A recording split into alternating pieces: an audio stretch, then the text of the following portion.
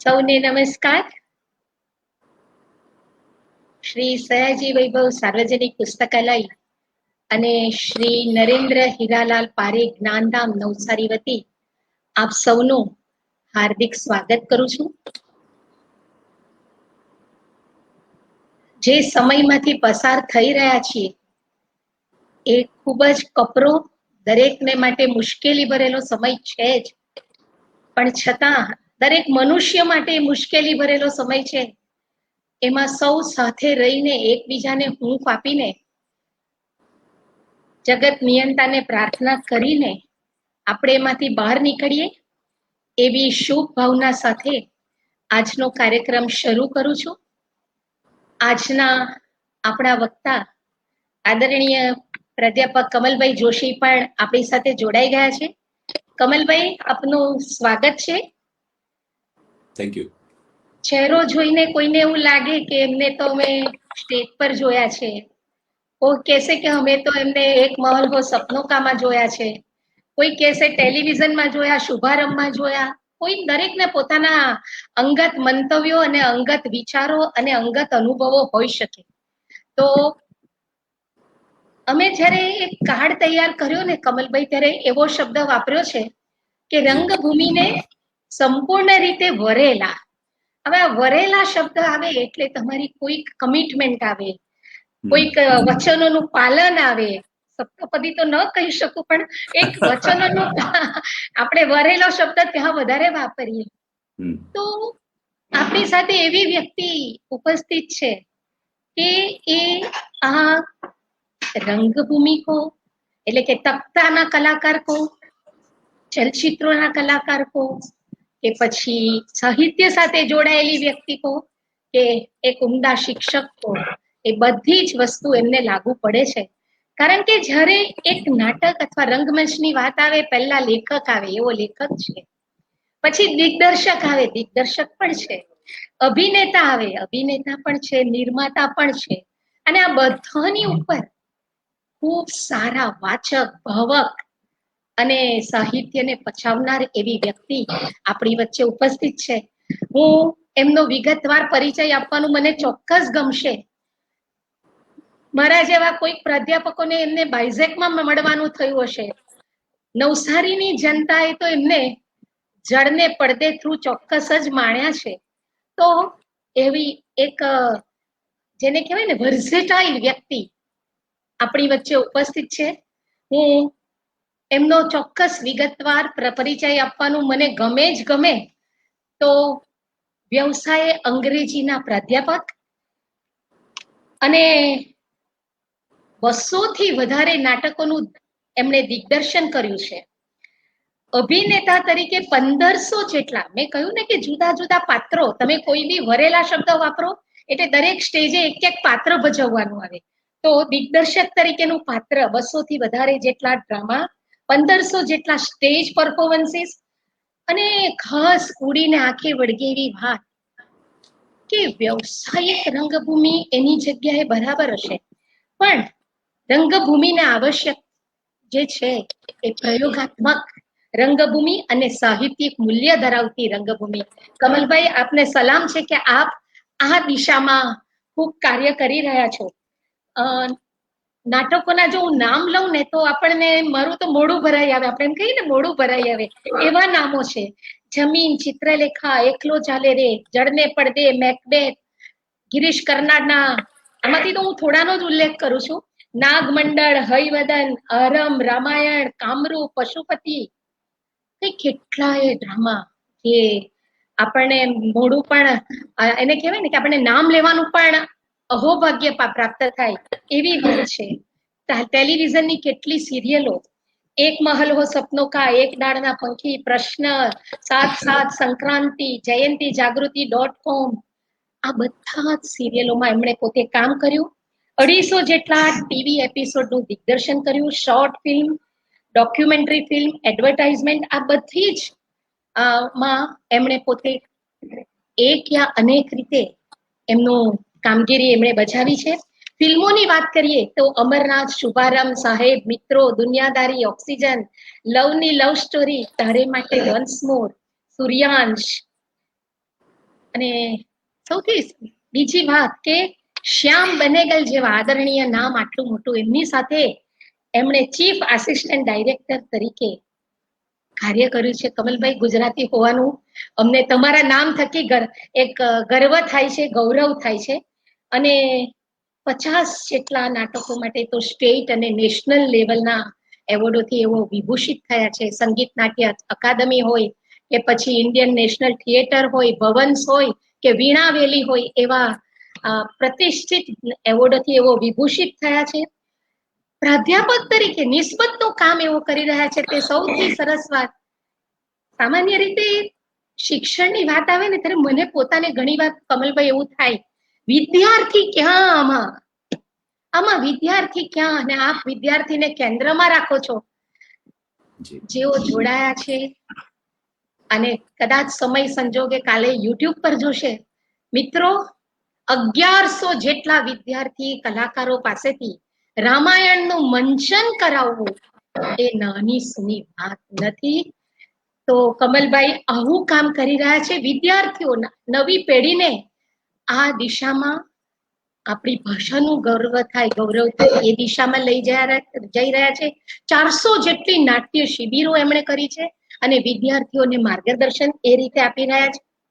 Higher એજ્યુકેશનનું જે KCG છે, knowledge કોન્સોર્શિયમ of Gujarat, એમના એવો એક્સ કન્સલ્ટન્ટ, સોશિયલ અને હેલ્થ ઇસ્યુને રજૂ કરતી 42 જેટલી શોર્ટ ફિલ્મોનું પણ એમણે દિગ્દર્શન કર્યું.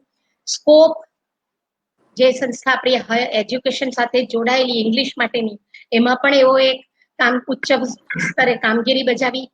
બાયઝેક સેટેલાઇટ એજ્યુકેશનના પણ એવો ડિરેક્ટર રહી ચૂક્યા છે.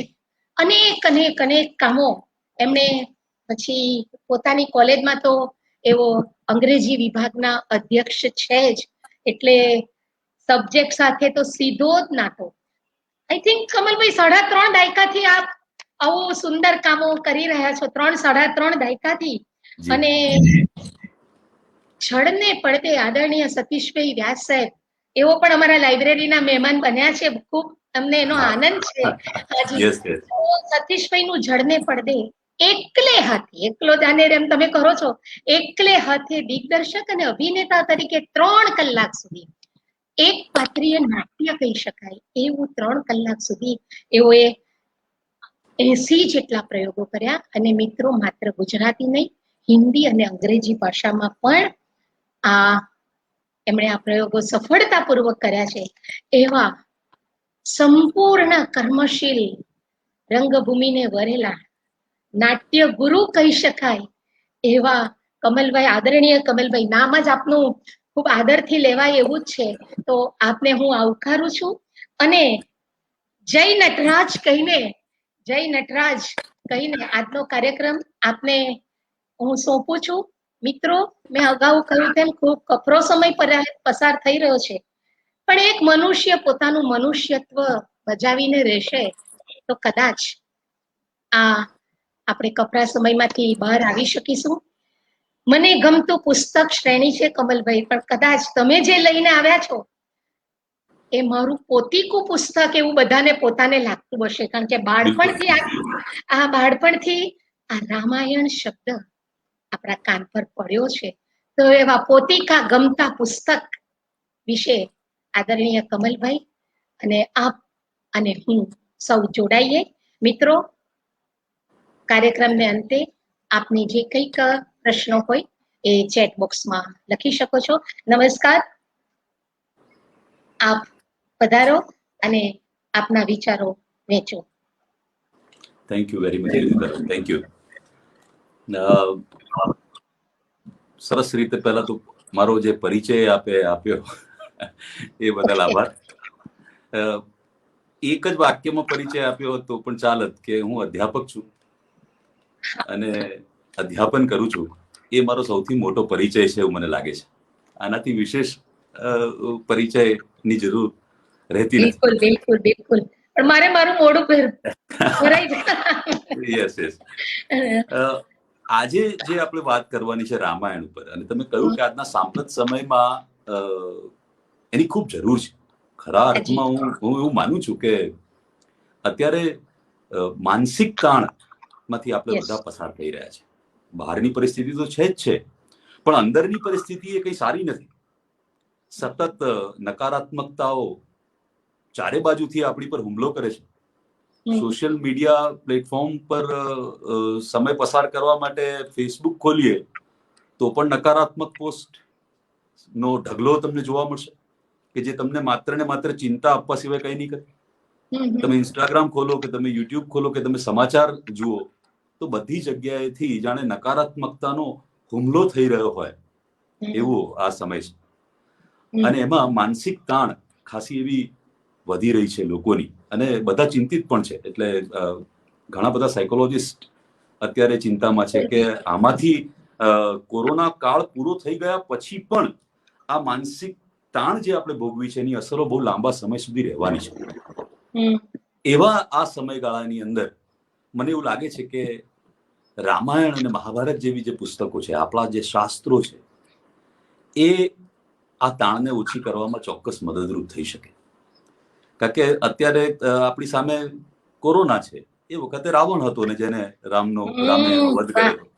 તો અત્યારે આપણે એ જ રામને યાદ કરીને કોરોનાનો વધ કરી શકીશું, અને આપણે સક્ષમ છે. રામનો આપણને વારસો મળેલો છે, એ આપણા પૂર્વજ છે, આપણે એના વંશજો છે, રામ અને કૃષ્ણના. તો એ શક્તિને યાદ કરવાની જરૂર છે. જેમ જામવંતજીએ હનુમાનજીને યાદ કરાવેલું કે તમારામાં અપાર શક્તિ રહેલી છે, બસ એટલું જ આપણે એકબીજાને યાદ કરાવવાનું છે કે આપણે કોના વંશજો છે અને આપણા પૂર્વજો કોણ છે. તો એ જોમ અને શક્તિ આપણામાં આપોઆપ ચલાયમાન થશે અને આપણને આ કપરા સમય સાથે લડવાની શક્તિ આપશે. હું એવું માનું છું કે જે લોકો પોતાના ઇતિહાસને ભૂલ્યા છે, જે લોકો પોતાના ઇતિહાસની કદર નથી કરી શક્યા, એ લોકોને વર્તમાને પણ એની કદર નથી કરી, અને ભવિષ્ય એના માટે ક્યારેય બારણા ઉગાડ્યા નથી. તો ભવિષ્યને માટે જો આપણે બારણા ઉગાડવા હશે ભવિષ્યના, અને એમાં સફળતા મેળવવી હશે, એમાં સુખ સંપત્તિ પ્રાપ્ત કરવી હશે, માનસિક શાંતિ પ્રાપ્ત કરવી હશે, તો એ સંજોગોમાં આપણે ઇતિહાસ તરફ જવું પડશે, એને જાણવો પડશે. અને એ સંદર્ભમાં જ આજે હું મારી વાત મૂકી રહ્યો છું આપની સમક્ષ. હું સર્વજ્ઞ છું એવો મારો કોઈ દાવો નથી, હું આ વિષયનો બહુ મહાન જાણકાર છું એવો પણ મારો કોઈ દાવો નથી. પણ જે કંઈ રામ નામના સાગરમાંથી એકાદ વાટકી જે મળી છે અધ્યયન કરતા કરતા, એ આપની સામે વહેંચવાનો મારો આશય છે, અને આ મારો મત છે. એટલે હું જે કહી રહ્યો છું એ જ સત્ય છે એવો પણ હું કોઈ દાવો નથી કરી રહ્યો. મિત્રો, આપ સૌનું હું સ્વાગત કરું છું આજની આ શૃંખલામાં. રામાયણ, અને એમાં મારે ખાસ વાત કરવી છે વાલ્મીકી રામાયણ. હવે જ્યારે હું રામાયણ શબ્દ બોલું છું અને વાલ્મીકી રામાયણ જુદું કરવાની કઈ જરૂર નથી, કારણ કે રામાયણ એટલે કે રામનું અયન, રામની યાત્રા, અને રામની જર્નીને હજારો વર્ષોથી આપણે સેલિબ્રેટ કરી રહ્યા છીએ. અલગ અલગ ભાષાઓમાં અલગ અલગ કવિઓએ, અલગ અલગ લેખકોએ એની યશગાથા ગાઈ છે આપણી સામે. તો એ બધા જ ગ્રંથો પૂજનીય છે. માત્ર વાલ્મીકી રામાયણ જ કેમ, પણ એ તમામ ગ્રંથો જેમાં રામની કથા આવે છે એ પૂજનીય છે.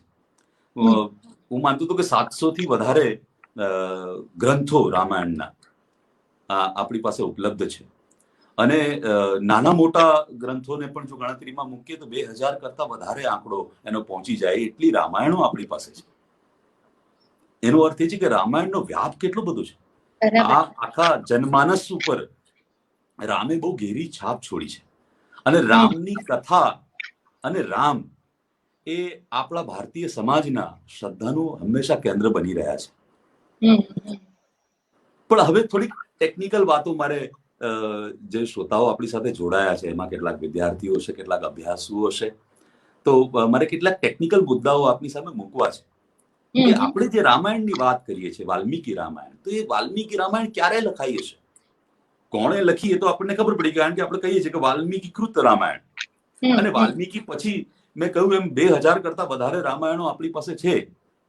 એ તુલસીદાસની રામાયણ હોય, મલ્લા રામાયણ હોય, રામચરિત માનસ હોય, એ કાશ્મીરી રામાયણ હોય, એ ઉદ્ધવકૃત કે ગિરધરકૃત રામાયણ હોય, એ વશિષ્ઠકૃત હોય કે મહાભારતની અંદર પણ અસંખ્ય રામ કથાઓ આવે છે. દરેક ભાષાઓમાં એનો વિસ્તાર અને વ્યાપ થયો છે રામાયણનો. અને આટલી મોટી રામાયણની સૃષ્ટિ, આટલી મોટી રામની સૃષ્ટિ છે, તો આ કથાની શરૂઆત ક્યાંથી થઈ હશે? એક કેટલો વિચાર માંગી લે એવી વાત છે. વાલ્મીકી રામાયણ વિશે અનેક મતાંતરો છે કે આ વાલ્મીકી રામાયણ ક્યારે લખાય. તો કેટલાક એવું માને છે કે ઈસવીસન પૂર્વે 800મી સદીમાં આ લખાઈ હશે. એટલે આથી લગભગ 3000 વર્ષ પહેલાનો સમયગાળો એના લેખનનો મૂકવામાં આવે છે. કેટલાક કહે છે કે 4000 વર્ષ પહેલા લખાય છે. કેટલાક કહે છે કે આદિકાળથી ચાલતી આવી છે રામાયણ. કારણ કે આપણે ત્યાં એ શ્રુતિ પરંપરાનું મહત્વ રહ્યું છે હંમેશા. ભારતીય શાસ્ત્રોની જ્યારે વાત કરીએ અને આપણા કલ્ચરની વાત કરીએ તો શ્રુતિ પરંપરાનું બહુ મહત્વ રહ્યું છે. એટલે ઓરલ ટ્રેડિશનની અંદર મને લાગે છે કે રામાયણે કેટલાય વર્ષોની યાત્રા, રામકથાની પણ એક યાત્રા છે. રામની તો યાત્રા છે જ, પણ રામાયણની પણ યાત્રા વર્ષો સુધી, હજારો વર્ષો સુધી ચાલતી આવી હશે. અને ક્યાંક થઈ અને એ શબ્દદેહે કાગળ ઉપર અવતર્યું હશે. એ સમયગાળો જે કહેવામાં આવે છે કે 3000 કે 4000 વર્ષ પહેલા. પણ આપણી હિન્દુ પરંપરા, સનાતની પરંપરા પ્રમાણે કેટલીક વાતો તમારી સામે મૂકું કે આપણે ત્યાં પણ કાળખંડની એક ચોક્કસ ગણતરી છે, શાસ્ત્રોક્ત ગણતરી છે. અને એ ગણતરી પ્રમાણે હું આપની સામે મૂકવા માંગુ છું કે રામાયણ કયા સમયગાળામાં બની હશે. આપણે ત્યાં વેદ છે, ઉપનિષદ છે, બ્રાહ્મણ ગ્રંથો છે, મનુસ્મૃતિ છે, આ બધા આપણા શાસ્ત્રો છે. અને પછી રામાયણ અને મહાભારત જેવા જે ગ્રંથો છે, જેને આપણે મહાકાવ્ય કહીએ છીએ, જેને આપણે ઇતિહાસ કાવ્ય ગણીએ છીએ. ઇતિહાસ એટલે ઇતિ વત્તા હાસ. ઇતિ એટલે આવું અને હાસ એટલે થયું હતું. તો આ બનેલી વાત છે, આ ઇતિહાસ છે. આ તમારો ને મારો ગૌરવપૂર્ણ ઇતિહાસ છે. અને રામ એ કોઈ કપોળ કલ્પિત પાત્ર નથી, પણ રામ એ વાસ્તવમાં રામે આ ધરા પર વિચરણ કર્યું છે. જે ભારત ભૂમિ પર આપણે જન્મ લીધો છે, આપણે એટલા સદભાગી છે કે આ ભૂમિ ઉપર આપણને જન્મ મળ્યો છે. તો રામે આ ભૂમિ ઉપર અવતરણ કર્યું છે અને રામ આ ભૂમિ પર વિચર્યા છે. તો એ કયા સમયગાળામાં એમણે વિચરણ કર્યું? તો હું કેટલીક કાળખંડની ગણતરી આપની સમક્ષ મૂકવા માંગુ છું. શાસ્ત્રો પ્રમાણે એવું કહેવાય છે કે બ્રહ્માનો દિવસ એટલે કે આખી સમગ્ર સૃષ્ટિ, આ સૃષ્ટિ એ 14 મન્વંતરોની બનેલી સૃષ્ટિ છે. 14 મન્વંતર બરાબર એક સૃષ્ટિનો સમયગાળો. 14 મન્વંતર પૂરા થાય એટલે સૃષ્ટિ પર પ્રલય આવે, સૃષ્ટિનો નાશ થાય અને પછીથી એનું પુનઃ સર્જન થાય. બ્રહ્મા ફરીથી એનું પુનઃનિર્માણ કરે અને વળી પાછી એ 14 મન્વંતર સુધી ચાલે. હવે આ મન્વંતર શું છે? તો એક મન્વંતર બરાબર 71 ચતુર્યુગી. ચતુર્યુગ એટલે 4 યુગ: સતયુગ, ત્રેતાયુગ, દ્વાપરયુગ અને કળયુગ. તો એક મન્વંતરમાં આવા 71 ચતુર્યુગી આવે છે. એટલે લગભગ 994. તમે જુઓ કે આંકડો ક્યાં પહોંચે છે. તો આટલી ચતુર્યુગી. અત્યારે આપણે જે સમયગાળામાં બેઠા છીએ એ સમયગાળો છે 7મું મન્વંતર ચાલે છે. એનો અર્થ એવો થયો કે આપણા પહેલા 6 મન્વંતર, શાસ્ત્ર પ્રમાણે 6 મન્વંતર પૂરા થઈ ચુક્યા છે. એટલે તમે એક મન્વંતરમાં 71 ચતુર્યુગી, તો 71 ગુણ્યા 6 એટલી ચતુર્યુગીઓ પૂરી થઈ ગઈ છે. અને આપણે 7મા મન્વંતરમાં અત્યારે બેઠા છે. વૈવસ્વત મન્વંતર અત્યારે ચાલે છે. હવે ચતુર્યુગીની જરા ગણના કરીએ તો સતયુગનો જે સમયગાળો છે એ સમયગાળો કહેવાય છે 17,28,000 વર્ષનો, સતયુગ. ત્રેતાયુગનો જે સમયગાળો છે એ 12,96,000 વર્ષનો ગણવામાં આવે છે. દ્વાપર યુગનો જે સમયગાળો છે એ 8,64,000 વર્ષનો છે. અને કળિયુગનો જે સમયગાળો છે એ કળિયુગ કેટલા વર્ષનો છે? તો એ 4,32,000 વર્ષનો કળિયુગ છે. અત્યારે આ વૈવસ્વત મન્વંતરની 28મી ચતુર્યુગી ચાલી રહી છે. 27 ચતુર્યુગી પૂરી થઈ ગઈ છે. અને 28મી ચતુર્યુગી ચાલે છે, અને 28મી ચતુર્યુગીના કળિયુગમાં આપણે બેસીને વાત કરી રહ્યા છીએ.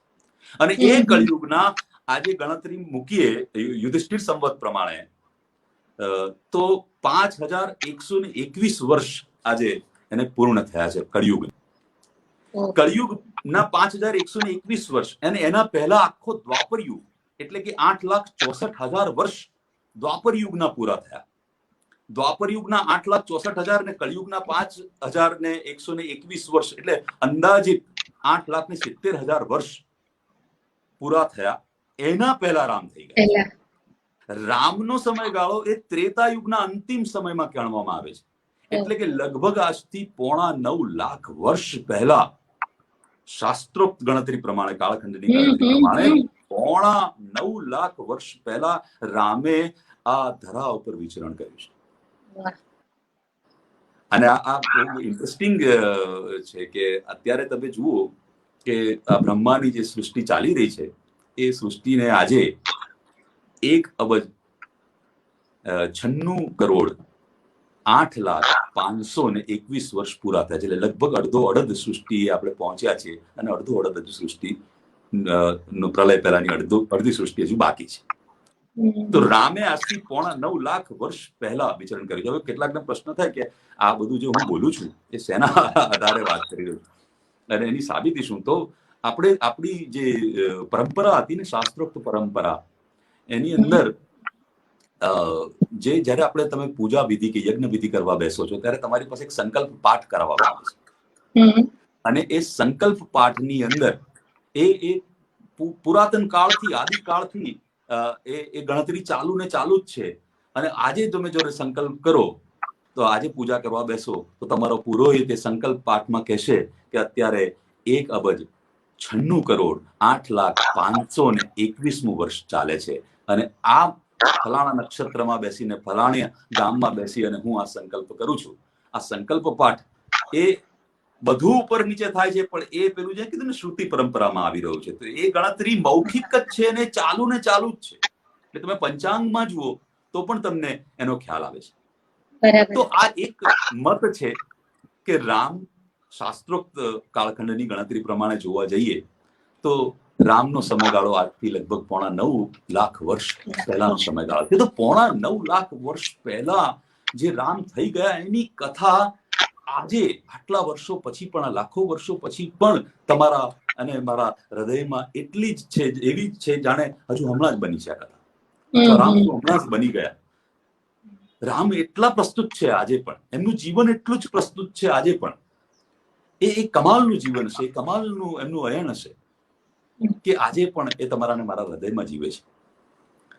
બીજો એક મત જે મેં કહ્યું એમ કે જરાક સાયન્ટિફિક ગણતરી કરવામાં આવી કેટલાક વર્ષો પહેલા, એક પ્રયોગ હાથ ધરાયો અને રામાયણની અંદર જે નક્ષત્રોની સ્થિતિ, કારણ કે વાલ્મીકીએ બહુ સુંદર દરેક વખતે રામના જન્મ વખતે નક્ષત્રોની સ્થિતિ આ હતી, રામના વનવાસના સમયે નક્ષત્રોની સ્થિતિ આ હતી, ખગોળીય ઘટનાઓને તમામ જગ્યાએ ઉલ્લેખ કર્યો છે વાલ્મીકીએ. અને એ ઉલ્લેખના આધારે આપણી ટૂંકી બુદ્ધિના વૈજ્ઞાનિકોએ, ટૂંકી બુદ્ધિના એટલે કહીશ કારણ કે સાયન્સ જે છે એ આજે જે મળ્યું છે એની ઉપર જ આધારિત છે. જે આંખ સામે છે અથવા જે સાબિત થયું છે અથવા જે જાણમાં છે તેને જ સત્ય માને છે.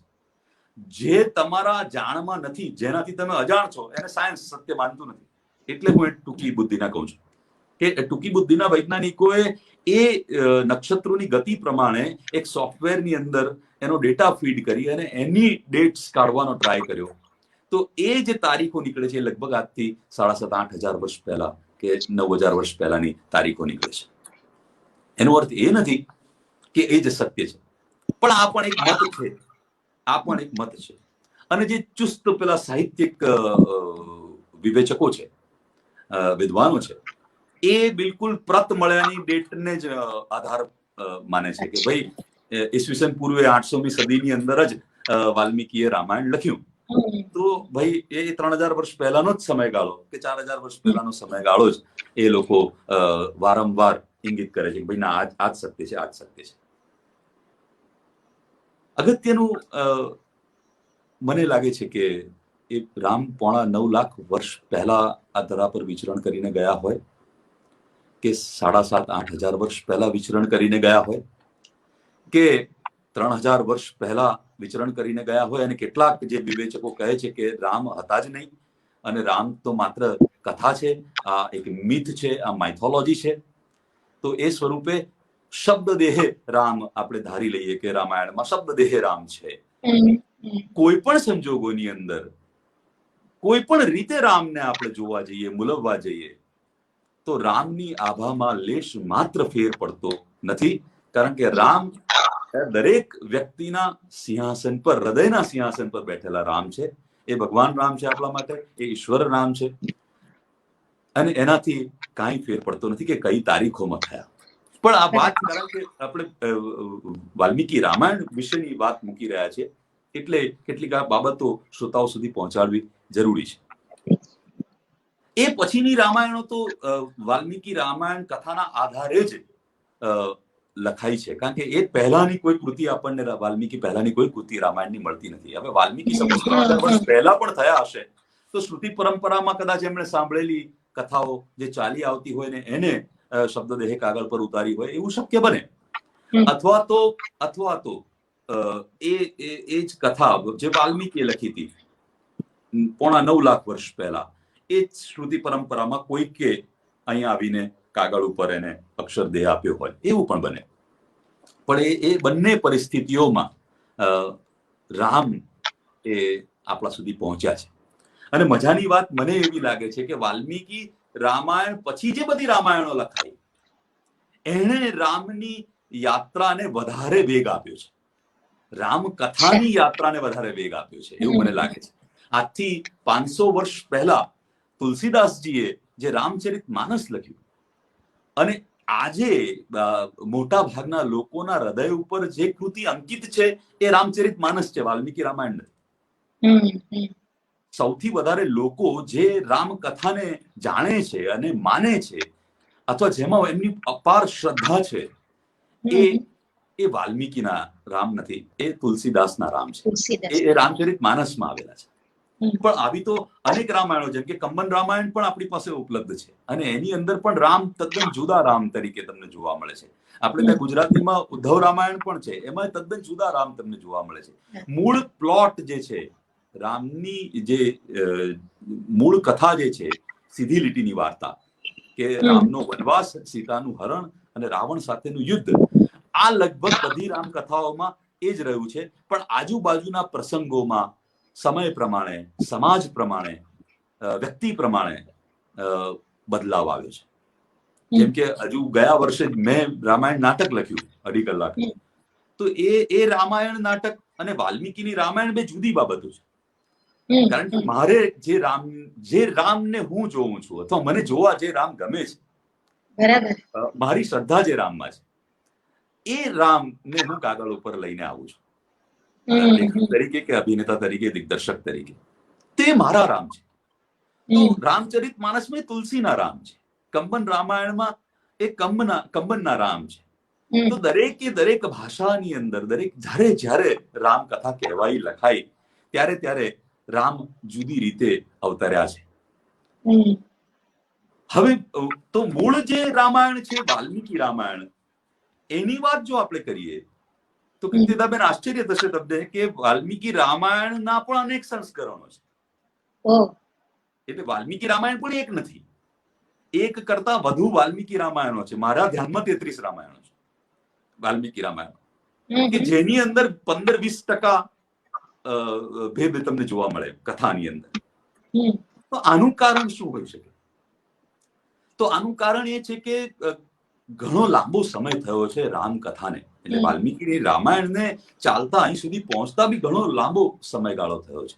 તો એ સમયગાળામાં ક્યાંક ને ક્યાંક કોઈક ને કોઈકે કોઈ પણ હેતુથી એમાં પ્રક્ષેપો ઉમેર્યા છે, એમાં ઉમેરણો કર્યા છે. મૂળ કથાને હાનિ પહોંચાડવા, કેટલાકે સારા ઈરાદાથી, કેટલાકે બદ ઈરાદાથી, રામની છબીને ખંડિત કરવા માટે, રામની આભાને, એમના મહિમા મંડનને જ્ઞાન કરવા માટે એની અંદર કેટલાક ઉમેરણો એવા કર્યા છે કે જેને કારણે તમારે પ્રશ્નાચિહ્ન મૂકવો જ પડે કે અરે આ રામ કરે આવું, આ રામ કરે, આ ક્વેશ્ચન માર્ક તમે મૂકો ઓટોમેટિકલી.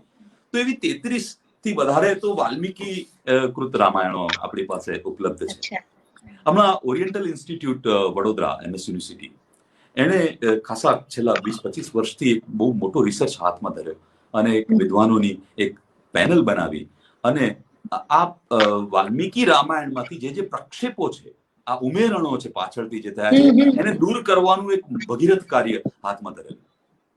અને મને કહેતા આનંદ થાય કે કામગીરી પૂરી કરી એ લોકોએ. અને જે પાછળથી જે ખોટા લોકોએ ઉમેર્યા હતા કોઈ પણ કારણસર, તો એ બધા શ્લોકોને એનો અભ્યાસ કરીને વિદ્વાનોએ રિમૂવ કર્યા.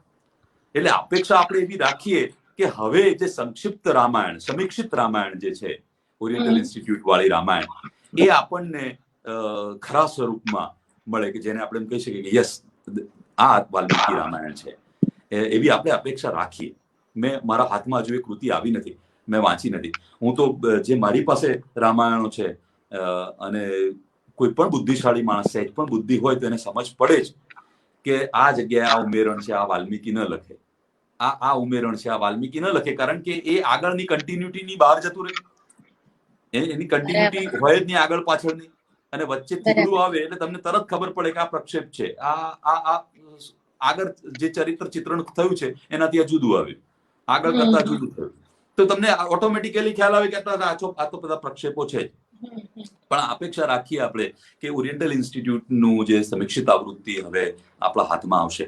અંગ્રેજીમાં તો એનો અનુવાદ થઈ ચૂક્યો છે અને ગુજરાતીની અંદર એનો અનુવાદ વિજયકુમાર પંડ્યા સાહેબ 2004 થી કરી રહ્યા છે અને એમણે હમણાં 6 કાંડનો અનુવાદ કાર્ય પૂર્ણ કર્યું છે અને હવે એ પ્રકાશિત થશે અને આપણા સુધી ગુજરાતીમાં સમીક્ષિત રામાયણની આવૃત્તિ પહોંચશે. હવે વાત કરીએ તો શું જુદાપણું છે, તો મૂળ વાલ્મીકી રામાયણ અને અન્ય રામાયણ વચ્ચેનો જો ભેદ મારે એક લીટીમાં કહેવો હોય તો હું કહીશ કે વાલ્મીકીએ રાજા રામની વાત કહી છે. વાલ્મીકીના નાયક એ રઘુવંશના રાજા રામ છે. વાલ્મીકીના નાયક એ મનુષ્ય ધર્મ સાથે જેણે વિચરણ કર્યું, જેણે મનુષ્ય તરીકેની મર્યાદાઓનું ક્યારેય ઉલ્લંઘન નથી કર્યું, એ રામ છે, એ વાલ્મીકીના રામ છે. એક એવો મનુષ્ય કે જે દૈવત્વના ગુણોથી સજ્જ છે પણ એને ક્યારેય દેવ હોવાનો દાવો નથી કર્યો. એક એવો મનુષ્ય કે જેને આજે આપણે વિષ્ણુના અવતાર ગણીએ છીએ, એ મનુષ્યને એના જીવનકાળ દરમિયાન ક્યારેય એનું જ્ઞાન નથી કે વિષ્ણુનો અવતાર છે, કે દેવ છે. તો મનુષ્ય તરીકેની મર્યાદાઓ ઓળંગ્યા વિના જેણે આટલો બધો સંઘર્ષ કર્યો અને એમાંથી he came out with the flying colors, એ વિજેતા થઈને બહાર આવ્યા, એવા રામની વાર્તા એ વાલ્મીકીએ કરેલી વાર્તા છે. અને એ પછી જે કોઈ રામાયણો આવી એમાં રામ એ વિષ્ણુ અવતાર તરીકે સર્વ સ્વીકૃતિ પામ્યા અને ભગવાન રામની ઉપાધિ સાથે એ રામકથાઓ કહેવાય છે. તો આ મૂળ ભેદ આ બંને કથાઓ વચ્ચેનો આ છે, એ વાલ્મીકી રામાયણ અને અન્ય જે રામાયણો છે એમની વચ્ચેનું. વાલ્મીકી રામાયણની અંદર કુલ 6 કાંડ છે. હવે આ 6 કાંડ હું કહું છું એટલે કોક શ્રોતા અત્યારે સાંભળતા હશે તો તરત ટાઈપ કરશે કે ના સાહેબ તમારી ભૂલ થાય છે, 7 કાંડ છે. ઉત્તરકાંડને તમે ભૂલી ગયા સાહેબ, 7મો કાંડ ના. ઉત્તરકાંડ એ વાલ્મીકી રામાયણનો ભાગ ક્યારેય હતો નહીં અને છે પણ નહીં. એ આખો કાંડ એ પ્રક્ષેપિત છે, પાછળથી ઉમેરાયેલો કાંડ છે અને એ માત્ર ને માત્ર, હવે આમાં હું કોઈ સારો શબ્દ નહીં વાપરું, માત્ર ને માત્ર બદ ઈરાદાથી જોડાયેલો કાંડ છે. આમાં બીજો કોઈ ઈરાદો પણ નથી એ 7મો કાંડ આખો જોડવાનો. એની લિપિ જુદી છે, એનો ધ્વનિ જુદો છે. સંસ્કૃત ભાષા છે ને કીર્તિદાબેન, બહુ જ સાયન્ટિફિક લેંગ્વેજ છે. બરાબર. તમે એક કવિએ જે શ્લોક લખ્યો એની જે શૈલી છે, એનો જે ધ્વનિ છે, એ ભાષાનો, એ શબ્દનો જે ધ્વનિ છે, અને જ્યારે બીજો કવિ એમાં જો બીજો શ્લોક એડ કરે છે તો ધ્વનિ બદલાઈ જાય છે. આ ધ્વનિ વાલ્મીકીનો નથી, આ સ્ટાઇલ ઓફ રાઇટિંગ એ વાલ્મીકીની નથી. એમાં માત્ર ને માત્ર આખો કાંડ એ રામની છબીને ખરાબ કરવા માટે ઉમેરી દેવામાં આવ્યો છે. હવે ક્યારે ઉમેરાયો હશે એ આપણે જાણતા નથી, એના આપણી પાસે કોઈ સાક્ષ્ય નથી કે એ 7મો આખો કાંડ ઉત્તરકાંડ ક્યારે ઉમેરાયો હશે, કોના સમયગાળામાં ઉમેરાયો હશે. વાલ્મીકીએ લખ્યો ત્યારે તો એ નથી જ, એટલે 3000 વર્ષ પહેલા તો નહોતો જ, પણ પછી કાળક્રમે કોઈ કે પોતાના સ્વાર્થને સીધા કરવા માટે, પોતે રાજા હોય તો રાજા આ કરી શકે એવું સિદ્ધ કરવા માટે કોઈક બ્રાહ્મણને કે જે સંસ્કૃતનો જાણકાર હોય એને ધન આપીને, લાલચ આપીને આ ઉમેરણ કરાવ્યું હોય, એવું શક્ય બને કે જેથી કરીને કહી શકે કે જો રામે કર્યું હતું એટલે હું આ કરી રહ્યો છું, એવું બને. અને આમે આપણે ન ભૂલવું જોઈએ કે આપણી ઉપર 1100 વર્ષ સુધી અનેક પ્રકારની પ્રજાતિઓએ રાજ કર્યું છે. આપણે 1100 વર્ષની ગુલામી ભોગવી છે. ખબર નહીં કયા ગુલામીના સમયગાળામાં આપણને માનસિક રીતે ગુલામ બનાવવા માટે, કારણ કે જ્યાં સુધી રામ તમારી પાસે છે ત્યાં સુધી તમને શારીરિક રીતે ગુલામ બનાવી શકાય, પણ હું નથી માનતો કે કોઈ માનસિક રીતે તમને ગુલામ બનાવી શકે. જ્યાં સુધી રામ તમારી સાથે છે, રામનો સંઘર્ષ જેણે વાંચ્યો છે, અનુભવ્યો છે, જોયો છે, સમજ્યો છે, એ માણસ માનસિક ગુલામ તો ક્યારેય ન બની શકે. તો માનસિક રીતે આપણને તોડી પાડવા માટે, આપણા મનમાં રહેલી રામની છબીને ખંડિત કરવા માટે શક્ય છે કે આખા ઉમેરણો લોકોએ કર્યા હોઈ શકે. જે આક્રાંતાઓ આપણી ઉપર રાજ કરી ગયા એમાંના કોઈએ પણ આ કર્યું હોઈ શકે. અને આપણે જાણીએ છીએ કે આ આક્રાંતાઓ જયારે અહીંયા હતા ત્યારે એમણે સૌથી પહેલા જે કામ કર્યું છે એ આપણી સંસ્કૃતિનો નાશ કરવાનું જ કર્યું છે. આપણા પુસ્તકાલયો બાળ્યા છે. લાખોની સંખ્યામાં આપણા વૈદિક પુસ્તકો, પૌરાણિક પુસ્તકો, જેની સંખ્યા લાખો કરતા વધારે છે. ઘણા બધા હિસ્ટોરિયનોએ નોંધ્યું છે કે કંઈ કેટલાય લાખો પુસ્તકો આપણા બાળવામાં આવ્યા.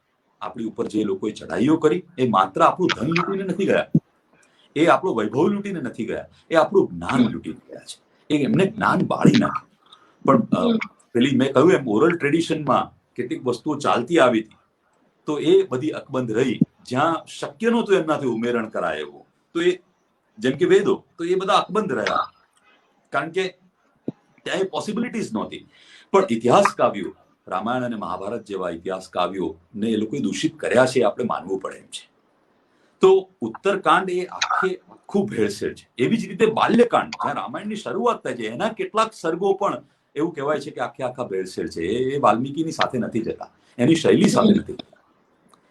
તો આપણે એ જાણી લઈએ કે ક્યાં શું ભેદ હોઈ શકે. કેટલાક ભેદો જે મારા ધ્યાનમાં છે હું આપની સમક્ષ મૂકું. અને મારે એ પણ ધ્યાન રાખવાનું છે કે આપણી પાસે સમય એ 45 મિનિટનો જ હોય છે, તો હું પ્રયત્ન કરું કે એ સમયગાળાની અંદર હું મારી વાત પૂરી કરી શકું. પહેલું તો આપણે સૌ જાણીએ છીએ કે રામની કથામાં નથી પડતો, કારણ કે રામ કથા તો બધાને મળે છે, એટલે રામ કથામાં નથી જતો, હું એ સ્ટોરી લાઈનમાં નથી જતો. હું ખાલી ઘટનાઓ પર પોઈન્ટ આઉટ કરવા માંગુ છું કે તમે જુઓ કે સીતાનો સ્વયંવર, હવે આ બહુ ચર્ચિત છે કે કોઈ રાજા ધનુષ ઉચકી શક્યો નહીં અને જનક દુઃખી થઈ ગયા અને એમણે કહ્યું કે ભાઈ કોઈનામાં આટલી તાકાત નથી, શું મારી પુત્રી કુંવારી રહી જશે? અને વિશ્વામિત્રએ રામને કહ્યું કે જાઓ રામ ધનુષ ઉપાડો. તો આ બહુ ચર્ચિત પ્રસંગ છે, પણ વાલ્મીકી રામાયણમાં નથી. વાલ્મીકી રામાયણની અંદર સીતાનો સ્વયંવરનો પ્રસંગ નથી. વાલ્મીકી રામાયણની અંદર બહુ સ્પષ્ટ છે કે રામ અને લક્ષ્મણને લઈ અને વિશ્વામિત્ર, તાડકાનો વધ થઈ ચુક્યો છે, મારી સુબાહુને તગેડી મુકાયા છે, અને પછી રામને લક્ષ્મણને લઈ અને વિશ્વામિત્ર જનકપુરી જાય છે. જનક રાજાના પ્રસાદમાં, એટલે તેના મહેલની અંદર એમની મુલાકાત ગોઠવાય છે, અને એમાં વિશ્વામિત્ર રજૂઆત કરે છે, વાતમાંથી વાત થાય છે, અને જનક રાજા કહે છે કે ભાઈ મારી પુત્રી એ લગ્નની ઉંમરની થઈ ચૂકી છે, એ યૌવનમાં પ્રવેશી ચૂકી છે સીતા, પણ અમે એના લગ્ન માટેની એક શરત રાખી છે કે મારી પાસે બહુ જૂનું શિવ ધનુષ છે, અને એ ધનુષને કોઈ ઉઠાવીને એની પર પ્રત્યંચા ચડાવશે એની સાથે અમે સીતાના લગ્ન કરાવીશું. આ અમે એક શરત મૂકેલી છે. અત્યાર સુધી ઘણા બધા રાજાઓ આવીને ગયા, પણ કોઈ એ કરી શક્યું નથી. અને એટલે વિશ્વામિત્ર કહે છે કે તમારી અનુમતિ હોય તો હું રામને આદેશ આપું કે ભાઈ એ ધનુષ પર પ્રત્યંચા ચડાવશે. જનક કે બિલકુલ, મને તો શું વાંધો હોઈ શકે? જો એમ કરીને પણ જો મારી સીતાને સુયોગ્ય વર મળતો હોય તો મારા માટે તો આનંદની વાત છે. અને એ રામ એ પછી પેલું ધનુષ મંગાવવામાં આવે છે, અને સરસ વર્ણન કર્યું છે વાલ્મીકીએ. 8 મોટા પૈડાવાળી મોટી પેટી જેને કેટલાય સૈનિકો ધક્કો મારીને લઈને આવે છે એવું મહાધનુષ, અને એ રામ ધનુષને પગે લાગે છે તો દક્ષિણા ફરે છે અને પછી એક હાથથી ધનુષ ઉપાડી અને એની પર પ્રત્યંચા ચડાવે છે અને ટંકાર કરે છે, પણસને ખેંચે છે અને ધનુષના બે કકડા થઈ જાય છે, ટુકડા થઈ જાય છે. તો આ અહીંયા ઘટના વાલ્મીકી રામાયણમાં છે, પણ બાકીની અન્ય તમામ રામાયણોમાં તમને એક સ્વયંવર સભા જોવા મળશે. આપણે જે સિરિયલ જોઈ રામાનંદ સાગરની, એની અંદર પણ જેટલી સિરિયલો કે ફિલ્મો રામાયણ પર બની એમાં પણ એક સભા છે. કેટલાક તો એમાં રાવણને પણ નાખ્યો છે કે રાવણે આવ્યો એને ધનુષ ના ઉચક્યું. આમાં એ કોઈ વાત નથી. પછી તરત ને તરત આની પેરેલલ જ એક બીજો પ્રસંગ આવે છે, અને એ પ્રસંગ છે કે ત્યાં ધનુષ તોડ્યા પછી તરત જ પરશુરામ આવે છે, અને પરશુરામ આવી અને એ કહે છે કે કોણે શિવ ધનુષ તોડ્યું, હું એને પનિશ કરીશ, હું એનો વધ કરી નાખીશ, આવું દુષ્કૃત્ય કોણે કર્યું. અને આ જે પરશુરામ આવ્યા એ વાલ્મીકી રામાયણમાં નથી આવતા, તો એ પણ પાછળથી ગોઠવાયેલું છે. વાલ્મીકી રામાયણમાં પરશુરામ ક્યારે આવે છે એ જુઓ કે રામે ધનુષનો ભંગ કર્યો, ધનુષને તોડ્યું, અને સીતા સાથે રામના લગ્ન નિર્ધારિત થયા. એમને થોડા લગ્ન થાય પરિવારજનો વગર. એટલે જનકે સરસ એક સંદેશો લઈને દૂતને મોકલ્યો દશરથની પાસે. એટલે જનકપુરીથી મિથિલાથી અયોધ્યા દૂત ગયો. તમે જુઓ કેટલો સમયગાળો ગયો હશે. દૂત ગયો, એમણે જઈને કહ્યું કે આવી રીતે થયું છે ને નક્કી કર્યા છે રામના વિવાહ, અને તમને બધાને જાન લઈને આવવા કહ્યું છે. એટલે દશરથે જાન લઈ અને જનકપુરી આવે છે, અને વાજતે ગાજતે રામના વિવાહ થાય છે. લક્ષ્મણ, શત્રુઘ્ન અને ભરતના વિવાહ પણ થાય છે, સુતકીર્તિ, માંડવી અને ઉર્મિલાની સાથે. અને એ જનકના ભાઈની બે પુત્રીઓ છે, અને જનકની પોતાની પુત્રી ઉર્મિલા છે, અને સીતા જનકને ખેતર ખેડતા ધૂળની અંદર મળેલી. આ એક બાજુ બીજું પણ આ એક ઉમેરણ છે કે સીતા એમ કે છે કે ખોદતા અંદરથી પેટીમાંથી નીકળેલી. એવું નતું, પણ જનક જયારે ત્યાં ગયા હળ ખેડવા ખેતરમાં, તો ખેતરમાં એક બાળકી નાની પડેલી હતી ધૂળમાં રગદોળાયેલી. તો એ જનકને પોતાની પુત્રી તરીકે એને સ્વીકારી. તો જનકની બે પુત્રીઓ અને એમના ભાઈની બીજી બે પુત્રીઓ, એમ કરીને 4 ભાઈઓની સાથે 4 બહેનોના લગ્ન થાય છે. અને લગ્ન કરીને જાન વળાવે છે, અને જાન લઈ અને જયારે પાછા આવે છે વધુઓની સાથે, ત્યારે રસ્તામાં અચાનક આંધી ઉઠે છે, બહુ જ બધો વંટોળ ફૂંકાય છે, અને વીજળીના કડાકા થાય છે, અને સામેથી આ વંટોળમાંથી પરશુરામ ચાલતા આવે છે. એકદમ સિનેમેટિક દ્રશ્ય છે. વાલ્મીકી લખે છે, તમે જુઓ કે આખું સિનેમેટિક દ્રશ્ય, કે વંટોળમાંથી હાથમાં ફરસી, ખભા પર ધનુષ, જટાધારી, મોટી દાઢી વાળા, અને વાઘ ચર્મ લપેટેલું છે જાણે, જેની આંખો લાલ છે, એવા પરશુરામ ક્રોધમાં ત્યાં આવે છે અને પૂછે છે કે મેં જાણ્યું કે ધનુષનો તે ભંગ કર્યો છે, તે ધનુષ તોડ્યું છે રામ, એટલે હું એમ કે તારી સાથે દ્વંદ્વ કરવા આવ્યો છું, હું તારી સાથે યુદ્ધ કરવા આવ્યો છું. પણ મને પહેલા માની લેવા દે. મારા માનવામાં નથી આવતું કે આ ધનુષ તું તોડી શકે, તું ઉઠાવી પણ શકે. તું તો 25 વર્ષનો ફૂટડો યુવાન છે, તું કેવી રીતે ધનુષને ઉઠાવી શકે? તો લે, આ મારું વિષ્ણુ ધનુષ છે મારી પાસે, આ વિષ્ણુ ધનુષ પર તું બાણ ચઢાવીને બતાવો મને, તો હું માનું કે તે શિવ ધનુષ તોડ્યો છે, અને પછી હું તારી સાથે દ્વંદ્વ કરું. એક ચેલેન્જ કરવામાં આવે છે. તમે જુઓ બીજી રામાયણોમાં, જેમ કે તુલસી રામાયણમાં લક્ષ્મણ અપમાન કરે છે પરશુરામનું, અને વિવાદમાં ઉતરે છે. અહીંયા લક્ષ્મણ એક શબ્દ બોલતા નથી, રામ જ વાત કરે છે. દશરથ હાથ જોડે છે કે પ્રભુ, તો બાળક છે, તમે માફ કરો એને. તો એમની શરત હતી ને એને ઉઠાવ્યું, પ્રત્યંચા ચડાવી, જૂનું ધનુષ હતું, તૂટી ગયું. પેલો કે નહીં, સજા તો મળશે.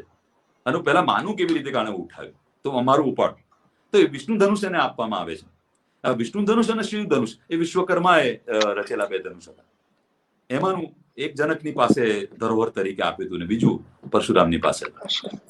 અને એ ધનુષ રામ ઉપાડે છે, અને એની પર સરસંધાન કરે છે, તીર ચડાવે છે, અને પરશુરામની સામે એ તીર મૂકે છે કે હું તમારા તમામ પુણ્યથી અર્જિત કરેલા જેટલા લોક છે એટલા લોકને હું બાળી નાખીશ આ એક જ તીરથી. અને તમારી આવાગમનની જે શક્તિ છે એ શક્તિનો પણ હું આ એક જ તીરથી નાશ કરીશ, કારણ કે મેં તીર ચડાવી દીધું છે, અને હવે તીર તો પાછું લઈ શકાય નહીં. અને પરશુરામનો તમામ ક્રોધ નીચે ઉતરી જાય છે. હવે તમે જુઓ કે આપણી સંસ્કૃતિમાં પરશુરામ પણ વિષ્ણુના અવતાર છે, રામ પણ વિષ્ણુના અવતાર છે, અને અહીંયા બંને અવતારો એકબીજાની સામે ઉભેલા છે. અને પરશુરામ તરત જ 2 હાથ જોડીને કહે છે કે મારી ઓળખવામાં ભૂલ થઈ ગઈ. એ અહીંયા પણ વાલ્મીકી રામાયણમાં એમ નથી કહેતા કે તમે વિષ્ણુના અવતાર છો.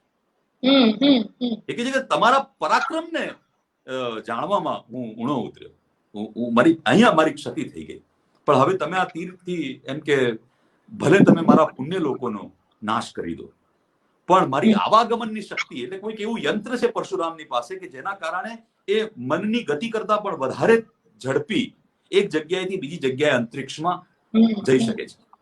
તો કે આ જે મારી પાસે જ્ઞાન ને વિજ્ઞાન છે એનો નાશ તમે નહીં કરતા. એનું કારણ છે કારણ કે મેં વર્ષો પહેલા યજ્ઞની અંદર કશ્યપને પૃથ્વી દાનમાં આપી દીધી, અને ત્યારથી હું પૃથ્વી ઉપર રાત્રે નિવાસ નથી કરતો. હું દિવસ દરમિયાન પૃથ્વી પર વિચરણ કરું છું, પણ રાત્રે અહીંયા નિવાસ નથી કરતો. એટલે રાત્રે તો મારે પૃથ્વી છોડીને ચાલ્યા જવું પડે છે. જો મારી પાસે આ આવાગમનનું યંત્ર જ નહીં હોય, આ શક્તિ જ નહીં રહે, તો હું શું કરીશ?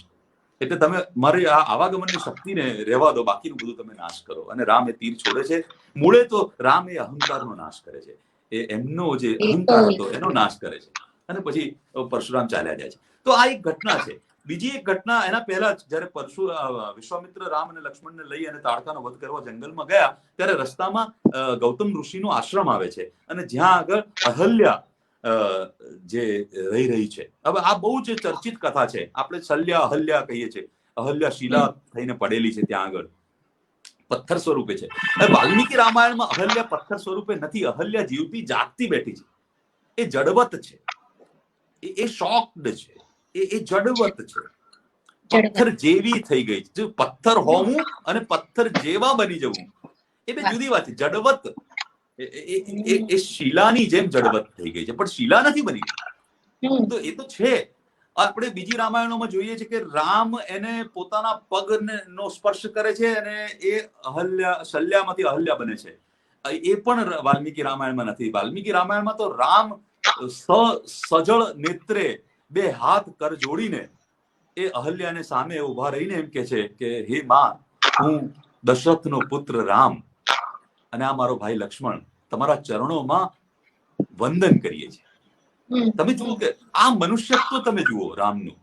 વાલ્મીકી રામાયણની ખૂબી એ છે કે રામ એ સતત મનુષ્ય જેવું વર્તન કરી રહ્યા છે. એ એક સ્ત્રીનો આદર કરી રહ્યા છે. એને પગ નથી લગાડી રહ્યા, એને પગે લાગી રહ્યા છે. આ બધા પ્રક્ષેપો છે કે જે પાછળથી આમથી આમ ઉલટ સુલટ થઈ અને બધું ભેળસેળો થઈ રામાયણની અંદર. એવી ઘટનાઓમાં જયારે રામને વનવાસ આપી દેવામાં આવે છે, ત્યારે તમે સીતાનું ચિત્રણ જુઓ. સીતા બળજબરીથી ગળે પડીને રામની સાથે જોડાય છે કે નહીં, હું તો આવીશ જ. હવે સીતા, જેમ આપણે સિરિયલમાં જોઈ છે પેલી દીપિકાબેન ચિકલિયાને સીતાના પાત્રની અંદર કે સતત રડ્યા કરે, તો સીતા એ પાત્ર વાલ્મીકીની સીતા એવી છે જ નહીં. સીતા તો બહુ જ શક્તિનો અવતાર છે. સીતા એ સામાન્ય સ્ત્રી નથી, એ શક્તિનો અવતાર છે. અને વારંવાર એ શક્તિની પ્રતીતિ રામાયણમાં સળંગ સીતા એ કરાવે છે. તમે જુઓ કે રાવણની લંકાની અંદર અશોક વાટિકાની અંદર 10-10 મહિના સીતા બેસી રહ્યા, અને એ 10 રામે રાવણ પર વિજય નથી મેળવ્યો. સીતાએ રામે રાવણ પર વિજય મેળવ્યો એ પહેલા 1000 વખત રાવણને પરાજિત કર્યો છે. એ સીતા છે. તમે એનું બળ જુઓ, એનું સંકલ્પ બળ જુઓ, એનું સતીત્વ જુઓ. એ નારીનું નિરૂપણ વાલ્મીકીએ કર્યું છે. તો એ બહુ જ જુદી છે. અને એ જ સીતાનું હરણ જયારે કરવા માટે રાવણ આવે છે, એ પહેલા આપણે લક્ષ્મણ રેખા વાળો પ્રસંગ બધા જાણીએ છીએ કે લક્ષ્મણ રેખા દોરીને લક્ષ્મણ રેખા દોરીને જાય છે એને લેવા માટે, રામની પાછળ શોધવા માટે. અને રાવણ આવે છે ને લક્ષ્મણ રેખા ઓળંગાતી નથી, એટલે પેલીને બહાર બોલે. એવું વાલ્મીકી રામાયણમાં નથી. વાલ્મીકી રામાયણમાં ક્યાંય લક્ષ્મણ રેખા. તો વાલ્મીકી રામાયણની અંદર કે છે કે આ જે પંચવટીના વિસ્તારમાં જ્યાં રામ કુટીર બાંધીને આશ્રમ બાંધીને રહી રહ્યા છે, એ પંચવટી વિસ્તાર એ પક્ષીરાજ જટાયુ જે છે એનો વિસ્તાર છે. અને જટાયુ એ દશરથના મિત્ર છે. અને એટલે જટાયુએ રામને કહેલું કે તમે અહીંયા આગળ આશ્રમ બાંધો, બાકી બધા બહુ જ રાક્ષસોનો ત્રાસ છે અહીંયા. તો રાક્ષસો એટલે જે લોકો જડ છે, જે લોકો કોઈ નિયમો સંસ્કૃતિમાં નથી માનતા, એ પ્રજાતિ, એ રાક્ષસ પ્રજાતિ. કોઈ સિંગડા વાળો રાક્ષસ નથી કહ્યો વાલ્મીકીએ ક્યાંય. તો આ લોકોનો ઘણો ત્રાસ છે. તમે આ જગ્યાએ રહો, મારું પણ ધ્યાન રહેશે, તો તમે ચિંતા ના કરો, અહીંયા આગળ રહો. તો ત્યાં રામ રહે છે સીતાને લઈ. તો લક્ષ્મણ જે જાય છે એ પક્ષીરાજના ભરોસે સીતાને મૂકીને જાય છે. જટાયુના ભરોસે મૂકીને જાય છે. એ કોઈ લક્ષ્મણ રેખામાં સીતાને તમે લક્ષ્મણ રેખામાં બાંધનારા તમે કોણ? સીતા એવું વ્યક્તિત્વ છે કે તમે એને ક્યાં લક્ષ્મણ રેખા, પણ આ તો બહુ પાછળથી જે તે સમયગાળાની અંદર જેને આ લખ્યું હશે એને એના એ સમયગાળાને ધ્યાનમાં રાખીને કેટલાક ઉમેરણો કર્યા કંઈક રામાયણોમાં, તો એમાં આ લક્ષ્મણ રેખા આવે છે. બાકી આની અંદર લક્ષ્મણ રેખા નથી આવતી. એવી અનેક બાબતો, જેમ કે હનુમાન ઉડીને સમુદ્ર ઓળંગીને જાય છે. વાલ્મીકી કહે છે કે આ કપી એવા તરી રહ્યા છે સમુદ્રમાં, એ વેગે તરી રહ્યા છે કે એવું લાગે કે જાણે સમુદ્રની સપાટી ઉપર હવામાં ઉડી રહ્યા હોય. હવે જાણે કે હવામાં ઉડી રહ્યા હોય અને હવામાં ઉડવું એ બે તદ્દન જુદી જુદી બાબતો છે. એટલે લગભગ વાલ્મીકી અવૈજ્ઞાનિક કોઈ વાત આની અંદર કરી નથી, ચમત્કારો નથી કર્યા. રામ કોઈ ચમત્કાર નથી કરતા. આમ કરીને રાત થઈ જાય દિવસ થઈ જાય, રામે આ નથી કર્યું. કૃષ્ણ કરે છે મહાભારતમાં. કૃષ્ણ તો કહે છે કે હું ઈશ્વર છું. રામ તો જાણતા જ નથી કે હું ઈશ્વર છું. તો એ કોઈ ચમત્કાર અહીંયા રામે રામાયણની અંદર કર્યો નથી. અને પછી રાવણનો વધ થાય, અને હું જરા સમયગાળો પણ જોઈ લઉં. યસ, 5 મિનિટ છે જ મારી પાસે. તો પછી વાંધો નથી, હા, થોડોક સમય લો, વાંધો નહીં. ઓકે. તો રામ સેતુની વાત પર આવીએ આપણે, કે રામ સેતુમાં આપણે જાણીએ છીએ કે પથ્થર ઉપર રામ લખી અને પથ્થરને તરતા મૂક્યા અને રામ સેતુ બની ગયો. તો ના, એવું પણ નથી. વાલ્મીકી રામાયણમાં બાકાયદા સિસ્ટમેટિકલી રામ સેતુ બાંધવામાં આવ્યો છે. નલ અને નીલ એ વખતના એ બહુ મોટા આર્કિટેક્ટ હતા. એ આ વિદ્યાના જાણકાર હતા. વિશ્વકર્માના વંશજ ગણાય છે, એના અંશ ગણાય છે નલ અને નીલ. કે આ વિદ્યામાં એમને મહારત હાંસલ હતી, અને એમણે બિલકુલ પ્રોપરલી ડિઝાઇન સાથે, આજનું મોડર્ન સાયન્સ પણ ચક્કર ખાઈ જાય એ રીતે આ પુલનું નિર્માણ કર્યું છે. એ પુલની ડિઝાઇન તમે જુઓ, ને ઇન્ટરનેટ ઉપર છે એ પુલની ડિઝાઇન ને એનું બધું જ વસ્તુ એ તમે જુઓ. ચાલુ સમુદ્ર, તમારે સમુદ્ર વહી રહ્યો હોય ને એની પર પુલ બાંધવાનો છે.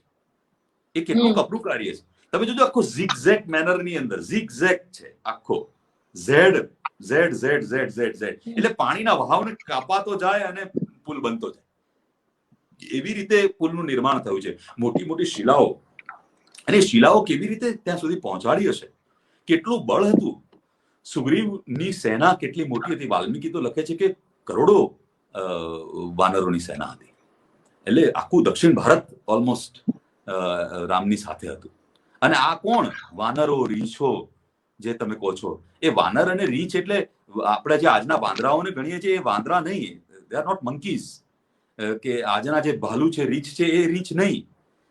એ પ્રજાતિઓ હતી જંગલમાં રહેનારી, જે આદિવાસીઓ જંગલમાં રહેતા હતા. કહેવાય છે કે 4,500 કરતા વધારે વનવાસી જાતિઓના લોકોને રામે સાથે લીધા હતા. અને એ વનવાસીઓ જે વંચિતો છે, જે દલિતો છે, જેને આપણે SC/ST કહીએ છીએ, એ લોકોની સેના બનાવી છે, એમને ટ્રેન કર્યા છે. અને કેટલાક તો મહાયોદ્ધાઓ છે એ સેનાની અંદર. સુગ્રીવ, હનુમાન, અંગદ, નલ, નીલ, આ તો મહાન યોદ્ધાઓ છે. બિલકુલ એમની પાસે સંપૂર્ણ બધા જ પ્રકારના સાધનો છે. અને સુગ્રીવ એ કોઈ સામાન્ય નથી, કિષ્કિંધાનો રાજા છે. અને આખું આ જે વાનર સેના જે છે, આખું વનવાસીઓ જેટલા છે, એ તમામે તમામ વનવાસીઓના તાબામાં છે. અને આમાં ઘણી બધી જગ્યાએ તમે જોશો ને તો ઉલ્લેખ આવશે કે એમની પાસે ઘણા બધા યંત્રો છે. વાલ્મીકી રામાયણ જયારે તમે વાંચો છો તો હવામાં ઉડી શકે એવા યંત્રો પણ એ લોકોની પાસે છે. બધી જાત જાતની ટેકનિક્સ છે. એટલે કે આ સામાન્ય લોકોની સેના રામ લઈને નથી જઈ રહ્યા. પેલા 4 પગે ચાલનારા વાનરો નથી આ. તો અહીંયા નલ અને નીલ એ પુલનું નિર્માણ કરે છે. ક્યાંય પેલું રામ લખીને અંધશ્રદ્ધાની વાત નથી કે છૂટો પથ્થર નાખ્યો તરી ગયો, તો એવું કઈ ઘટના નથી બનતી. પણ પરિશ્રમ છે, અહીંયા અપાર સંઘર્ષ. એટલે કહું છું ને કે રામે કોઈ ચમત્કાર નથી કર્યો. રામે જે કંઈ મેળવ્યું છે એ અપાર સંઘર્ષથી મેળવેલું છે. એ ડગલે ને પગલે સંઘર્ષ છે. અને ક્યાંય એક પણ ક્ષણ માટે રામે પોતાનું ધૈર્ય ગુમાવ્યું નથી. એક પણ ક્ષણ માટે એમણે નિરાશ નથી થયા. હા, મનુષ્ય દેહે ત્યાં વિચરણ કરી રહ્યા છે. મનુષ્યની મર્યાદામાં રહીને મનુષ્ય જે કરે એ તમામ વસ્તુ કરી છે. એમણે વિલાપ પણ કર્યો છે, એમણે આક્રંદ પણ કર્યું છે, પણ એટલી ઝડપથી સ્વસ્થતાને કેળવી છે. એમાં ક્યાંય એમનું ફોકસ, એમની એકાગ્રતા ડગી નથી. એ કોઈ પણ પરિસ્થિતિ હોય, તમે જુઓ કે આજે એમને નક્કી કરવામાં આવશે કે આવતીકાલે તમારો રાજ્યાભિષેક થશે અને બીજે દિવસે અડધી રાત્રે તો એમને ફરમાન આવી જાય છે કે ભાઈ તમારે તો 14 વર્ષ વનમાં જવાનું છે. તો કે ઓકે, એ ક્યાંય પ્રશ્ન નથી પૂછતા કે શું કામ ભાઈ, હું શું કરવા જાઉં? તો કે ભાઈ તારું રાજ્ય ભરતને આપી દીધું. ના હું તો સ્ટે લાવીશ કોર્ટનો. એવું નથી કહેતા. આજનો માણસ હોય તો તરત સ્ટે લાવી જાય, કોઈ ના નહીં થાય, હું તો રાજા છું. આપણે 1 એકરનું જમીન હોય ને તો એની વચ્ચે વિવાદ, જે આપણી કોર્ટોની અંદર મોટા ભાગના કેસો એ આ જમીનના ભાઈઓના વિવાદના કેસો છે. પણ જો આ લોકો રામાયણ વાંચી લે ને તો મને લાગે છે કે આ વિવાદો પૂરા થઈ જાય. રામ એ ભાતૃપ્રેમનું, ત્યાગનું એ પ્રતીક છે અને રામ એ હસ્તે મોડે વનવાસને સ્વીકારે છે. એનો અર્થ એવો નથી કે હસ્તે મોડે એટલે સહેજ પણ દુઃખ નથી વ્યક્ત કર્યું. વાલ્મીકી લખે છે કે જયારે રામને આ આદેશ થયો તો રામ સીતાના કક્ષમાં જયારે જાય છે ત્યારે એમનું મુખ મ્લાન થઈ ગયું છે. એ થોડાક દુઃખી છે. દુઃખી શું રાજ્ય જતું રહ્યું એના માટે દુઃખી છે? ના, પિતાશ્રીને માતાશ્રીને મૂકીને 14 વર્ષ એમનાથી દૂર જવાનું છે એનું દુઃખ છે. રાજમુકુટનું દુઃખ રામને નથી. એ તો આનંદમાં છે. આ ભરત ભલે ભાઈ જ છે, શું ફેર પડે છે? ભરત રાજા હોય કે હું રાજા બનું, એનાથી શું ફેર પડે છે? પણ આદેશ છે એટલે જવું જ પડશે. એ સ્થિરતા જે છે એ શીખવા જેવી છે રામ પાસેથી. રામના ચરિત્રમાંથી જે શીખવાનું છે આ સ્થિરતા શીખવાની છે. કોઈ પણ સંજોગોમાં સીતાનું હરણ થયા પછી પણ તમે જુઓ કે રામ 3500 કિલોમીટર પગપાળા ચાલીને સીતાની શોધ કરે છે. હવે તમે એ સમયગાળાની અંદર તો સારું કોઈ સેટેલાઇટ નહોતું ને કાંઈ નહોતું, તો કેવી રીતે સીતાને શોધી હશે? અને એ બી પગપાળા. કોઈ પણ રથનો ઉપયોગ રામ નથી કરતા કારણ કે વનવાસમાં છે. તમે જુઓ પંચવટીની બિલકુલ નજીકમાં કૌશલ પ્રદેશ છે, રામનું મોસાળ છે. ધારી હોત તો કૌશલ પ્રદેશમાં જઈને કહી શક્યા હોત કે લાવો તમારી સેના આપો, ભાઈ મારી પત્નીને કોઈ ઉપાડી ગયો છે તો હું જઈને ઉડાડી દઉં. અને ચક્રવર્તી સમ્રાટ દશરથના પુત્ર હતા, રાજા અયોધ્યાના છે રામ, તો એ તો કોઈ પણ આજુબાજુના દેશની સેના ભેગી કરી શક્યા હોત કારણ કે બધા એમના તાબામાં છે. પણ એ કોઈ નગરમાં પ્રવેશ નથી કર્યો એમણે. છેક અંત સુધી નગરમાં પ્રવેશ, લંકા નગરીમાં નથી ગયા ક્યારે. યુદ્ધ પૂરું થયા પછી વિભીષણને કહે છે કે તમે સીતાને લઈ આવો કારણ કે હજુ 14 વર્ષ પૂરા નથી થયા એટલે હું અંદર નહીં આવી શકું, સીતાને બહાર આવો. તો આ સ્થિરતા છે, આ ધૈર્ય છે, આ એમનું ડિટર્મિનેશન છે કે રામમાંથી જે શીખવા જેવું છે ને, આ વાલ્મીકી રામાયણમાંથી આપણને આ શીખવા મળે છે. કોઈ ચમત્કાર નહીં, પણ એક માણસ ધારે તો શું ન કરી શકે એ તમને રામ શીખવાડે. એ વાલ્મીકીનો જ રામ હોઈ શકે, એ તમને શીખવાડે, એ સીતા તમને શીખવાડે. કોઈ ચમત્કાર નહીં. હનુમાન જેવો પાત્ર, એક પાત્ર જે વાલ્મીકીએ જે પાત્રોની સૃષ્ટિ ઉભી કરી છે એનું એક પાત્ર તમને કંઈક ને કંઈક શીખવી જાય. એ શું કરવું જીવનમાં એ પણ શીખવે, શું ન કરવું એ પણ તમને શીખવાડી જાય. એટલે એક બાજુ તમને ભરત અને રામનો પ્રેમ, ભાતૃપ્રેમ દેખાય, ભરત અને લક્ષ્મણનો ભાતૃપ્રેમ દેખાય, તો બીજી તરફ વાલી અને સુગ્રીવનો ભાતૃપ્રેમ શું છે એ પણ તમને દેખાય. આ બી 2 ભાઈઓની જ વાત છે ને. સુગ્રીવ અને વાલી એ પણ 2 ભાઈઓ છે, પણ એ 2 ભાઈઓમાં જે ન કરવું જોઈએ એ થયું છે, જેના કારણે વાલીને દંડ મળે છે, વાલીનો વધ કરવો પડે છે રામે. એ જ ભાતૃપ્રેમ તમે જુઓ કે રાવણ અને વિભીષણના સંબંધો તમે જુઓ, એ પણ 2 ભાઈઓ છે, પણ એ 2 ભાઈઓ પણ જુદા છે. તમને આખી જુદી, તમને સામે 3 નમૂનાઓ મૂકી દીધા, સ્વીકાર કરો, તમે એક્સેપ્ટ કરો, તમે આંગળી મૂકો કે તમારે કયા રસ્તે જવું છે. રામ અને ભરત વાળા રસ્તે જવું છે, વાલી અને સુગ્રીવના રસ્તે જવું છે, કે રાવણ અને વિભીષણના રસ્તે જવું છે. રામાયણની મજા આ છે કે તમને દરેકે દરેક પ્રસંગ, દરેકે દરેક ઘટનામાંથી કંઈક ને કંઈક શીખવા મળે. અને રાવણનો વધ થયા પછી સીતાને વિભીષણને કહે છે કે તમે એમને લઈ આવો, અને સીતા આવે છે કે હવે મુક્ત છે, અને સીતા આવે છે. અને પછી આપણે બધા જાણીએ છીએ કે અગ્નિ પરીક્ષાનો પ્રસંગ આવે છે. પણ હું માનું છું ત્યાં સુધી જે રામ સીતાના પ્રેમમાં પોતાની પત્નીને છોડાવવા માટે આટલો અપાર સંઘર્ષ કરીને 3500 કિલોમીટર પગપાળા આવીને, આવું ઘોર યુદ્ધ કરીને, આવા રાવણનો વધ કરીને, શું સીતાની ઉપર એ લાંછન લગાડે ખરા? લગાડી શકે ખરા? આ રામની ભાષા હોઈ શકે ખરી? એક પ્રશ્ન છે કે તું તો અભડાયેલી છે, હવે તું તારા રસ્તે જતી રહે ને હું મારા રસ્તે. એ રામ ન કહે કારણ કે એમણે કહ્યું નથી, એમણે કહ્યું નથી. અને સીતા પણ એમ ન કરે. સીતા પણ સામે કટુ વચન ન જ બોલે, કારણ કે આ એ સીતા છે કે જેણે રામને કહ્યું હતું વનમાં જતા પહેલા કે મોટા વૈભવી મહેલોમાં રહેવાનું કે વિમાનમાં ઉડી અને ઉપરથી નીચેનો સુંદર દ્રશ્યો જોવામાં એ સુખ નથી જેટલું તમારી સાથે ચાલીને પગમાં કાંટા પણ વાગે તો એમાં મને વધારે સુખ મળશે. એ સીતા છે. આ બેનો પ્રેમ એ બહુ બહુ જુદા લેવલનો પ્રેમ છે અને એમાં કોઈ કોઈની પર આંગળી કરી શકે એમ નથી. તો મને લાગે છે કે આ પણ એક પ્રક્ષેપિત હોઈ શકે. ત્યાં સુધી હોઈ શકે કે રામની ચિંતા કરે કે ભાઈ સીતા ની સામે આટલા વખત પછી આ પ્રશ્નો ઉભા થશે કારણ કે રામ રાજા છે. એ રાજા રામ છે એટલે લોકો શું કહેશે એની ચિંતા રામ કરી શકે અથવા એ ચિંતાને વ્યક્ત પણ કરી શકે સીતાની સામે કે હવે આ એક ચિંતાનો વિષય છે અને સીતા એમ કહી શકે કે તો હું અગ્નિદેવની સાક્ષીએ હું મારું સતીત્વ સાબિત કરીશ કે હું શુદ્ધ છું અને હું જો શુદ્ધ ના હોઉં તો અગ્નિ મને બાળી નાખે અને સીતા તૈયાર કરો અને હું એમાં પ્રવેશી જાઉં. અને તરત જ રામ કે નહીં આટલું તારું બોલવાનું પૂરતું છે, તું આટલું કહ્યું એટલું જ પૂરતું છે. એ મારા મનમાં તો કોઈ શંકા છે જ નહીં. આટલું તે કહ્યું એટલું જ પૂરતું છે અને આ જ મોટી સાબિતી છે. અને જો એવું ના હોત તો અગ્નિ તેને બાળી નાખી હોય પણ એવું થયું નથી. અને મને નથી લાગતું કે અગ્નિ પરીક્ષાનો પ્રસંગ પણ આ પેલા આખા ઉત્તરકાંડની જેમ પ્રક્ષેપિત છે. એમ આખો કાંડ તમે જુઓ કે પાછળ છેલ્લે જોડ્યું યુદ્ધકાંડ તો અહીંયા પૂરો થયો. યુદ્ધકાંડમાં રાવણનો ઉપર વિજય મેળવી લીધો છે. રામ, સીતા, લક્ષ્મણ અને સમગ્ર વાનર છે વિભીષણ સહિત બધા જ લંકાથી અયોધ્યા જાય છે કારણ કે બીજા દિવસે રામનો રાજ્યાભિષેક છે. 14 વર્ષ પૂરા થઈ રહ્યા છે. હવે અહીંયા મુશ્કેલી એ છે કે ભરતે એમ કહ્યું હતું કે 14 વર્ષમાં પૂરા થાય ને તમે જો નહીં આવ્યા હો તો હું અગ્નિ સ્નાન કરીશ. એટલે રામને ચિંતા છે કે હવે એક દિવસમાં તો સારું કેવી રીતે અયોધ્યા પહોંચીશું. અને વિભીષણ કહે છે કે આપણી પાસે પુષ્પક વિમાન છે. હવે તમે જુઓ કે આ એક મજાની વાત છે કે પુષ્પક વિમાન છે એમની પાસે, એક આખું વિમાન. અને વિમાનનું વર્ણન કર્યું છે વાલ્મીકીએ. અને આ કોઈ સામાન્ય વિમાન નથી. આપણે ત્યાં અત્યારે પેલા 3 તળના જે વિમાન છે, એક ઇકોનોમિક ક્લાસ ને બિઝનેસ ક્લાસ ને નીચે તમારો લગેજ જાય. આ તો 7 થલનું વિમાન છે અને આખી રામની સેના એ વિમાનમાં આવી જાય એવડું મોટું વિમાન છે. અને એ વિમાન જે 45 કિલોમીટરની સ્પીડે ચાલે છે કારણ કે સમયગાળો આપણે કહે છે 5 કલાકમાં પહોંચી જઈશું અયોધ્યા. તો એ પુષ્પક વિમાનમાં એ બેસે છે આખી સેના સહિત અને અયોધ્યા જાય છે અને પછી રામનો રાજ્યાભિષેક થાય છે. અને અહીંયા વિધિસર જ્યારે કોઈ પણ આવી મહાન કૃતિ પૂરી કરતો હોય કવિ ત્યારે એના ક્લોઝિંગના શ્લોકો આવવા માંડે કે ભાઈ તમે મેં રામાયણની રચના કરી, આ રામકથા મેં તમને કહી, આનું તમે નિરંતર પાઠ કરશો, રામની કથાને મનમાં રાખશો, તમારું ભલું થશે, તમારો ઉદ્ધાર થશે, ફલાણું ઢીકણું. આ બધું છેલ્લે આવે અને એનું પૂરું કરે. અહીંયા પૂર્ણાહુતિ કરી દે છે વાલ્મીકી.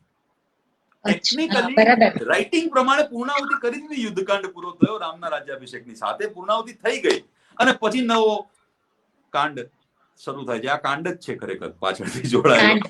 ખરેખર કાંડ છે ઉત્તરકાંડ. અને ઉત્તરકાંડની અંદર તો રામની બિલકુલ આપણને આપણું મોરલ ડાઉન કરવા માટે આ ઉમેરાયેલો કાંડ છે કે શંભુક વધ ની વાત આવે. શંભુકનો વધ એક દલિત જે તપ કરે છે અને રામને ખબર પડે છે કે દલિત તપ કરે છે તો દલિતને તપ કરવાનો અધિકાર નથી એટલે એનો વધ કરી નાખો. How it is possible? જે રામે આખી જિંદગી વંચિતોને દલિતોને ગળે લગાવ્યા છે, એમની સાથે ને સાથે રહ્યા છે, એમને ભેટીને ચાલ્યા છે, એમના સહકારથી સેનાઓ ઉભી કરી છે, એ રામ એક દલિતને એટલા માટે મારી નાખે કારણ કે તપ કરે છે. અને તપ કરવાનો અધિકાર માત્ર બ્રાહ્મણોનો છે? આ શક્ય નથી. આ બિલકુલ રામના પાત્ર સાથે જતું નથી એમના અને વાલ્મીકીની પેન સાથે, એમની કલમ સાથે પણ જતું નથી. એટલે આ બિલકુલ જોડાય. અને એ જ વસ્તુ લાગુ પડે છે સીતાના ત્યાગને. એ જ વસ્તુ લાગુ પડે સીતાના ત્યાગને કારણે જે સ્ત્રી રામે હંમેશા સ્ત્રીનું માન કર્યું છે, સન્માન કર્યું છે. કૈકેયી જેણે રામને વનવાસ આપ્યો એ કૈકેયીને પણ રામે ક્યારેય કોઈ કટુ વચન નથી કીધું. ઉપરથી ભરતને એમ કીધું છે કે તને કોઈ અધિકાર નથી માતાને કટુ વચન કહેવાનો, માફી માંગ, ક્ષમા માંગ, એને ક્ષમા કર અને તું તારા મનમાંથી આ વાત કાઢી નાખ, એ આપણી માતા છે. હવે એ રામ જેણે પોતાને 14 વર્ષ વનમાં મોકલનારીને એક પણ ક્ષણ લગાડ્યા વગર માફ કરી દીધી હોય, ક્ષમા કરી હોય, એ રામ કે જેણે અહલ્યા, જેને બધાએ તિરસ્કૃત કરી હતી કે ભાઈ આ સ્ત્રી તો ચરિત્રહીન છે, એ રીતે તિરસ્કૃત થયેલી અહલ્યાના પગમાં નમન કરે છે જે રામ, એ કેવી રીતે સીતાનો ત્યાગ કરી શકે? જે સ્ત્રીને આટલું સન્માન આપે છે, એક બહિષ્કૃત સ્ત્રીને આટલું સન્માન આપે છે. એ રામ કેવી રીતે આ કરી શકે? એ રામ કે જેણે માતંગ ઋષિના આશ્રમમાં શબરી ની સાથે એની મહેમાનગતિ સ્વીકારી. અહીંયા એઠાબોર વાળો પ્રસંગ વાલ્મીકી રામાયણમાં નથી. શબરી છે, શબરી તપસ્વીની છે. એ તપસ્વી ભીલ કન્યા છે, પણ એ માતંગ ઋષિના આશ્રમમાં સેવા આપતી હતી અને પછી ત્યાં જ એણે તપ કર્યું. ઋષિઓ તો તપ જતા રહ્યા, પણ એણે ત્યાં તપ ચાલુ રાખ્યું. એ શબરીનો ઉદ્ધાર રામની સાથે એને મળવાથી થાય છે. ચમત્કાર નથી કોઈ, પણ અહીંયા શબરીના એઠાબોરની વાત નથી, પણ એ શબરીના પગમાં નમન કરનાર એ રામ. એટલે તમે જુઓ કે સ્ત્રીને કેટલું માન સન્માન આપે છે.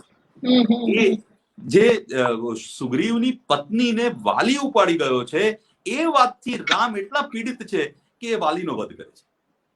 ધારી હોત તો વાલીને મિત્ર બનાવીને ઇઝીલી રાવણને જીતી શક્યા હોત, કારણ કે વાલી તો ઓલરેડી રાવણને એકવાર હરાવી ચૂકેલો હતો. પણ એ નાલાયકનો સાથ નથી લેતા. એ કે છે કે આ ચરિત્રહીન છે. જેને સ્ત્રીનું અપમાન કર્યું એ ન ચાલે, એ તો વધને યોગ્ય છે. એ વ્યક્તિ સ્ત્રીનો ત્યાગ કેવી રીતે કરે? આ પ્રશ્ન છે. તમે જુઓ કે આ રામના ચરિત્રની સાથે જતી ઘટના નથી, અને આ બિલકુલ આખો ઉત્તરકાંડ પાછળથી ઉમેરાય છે.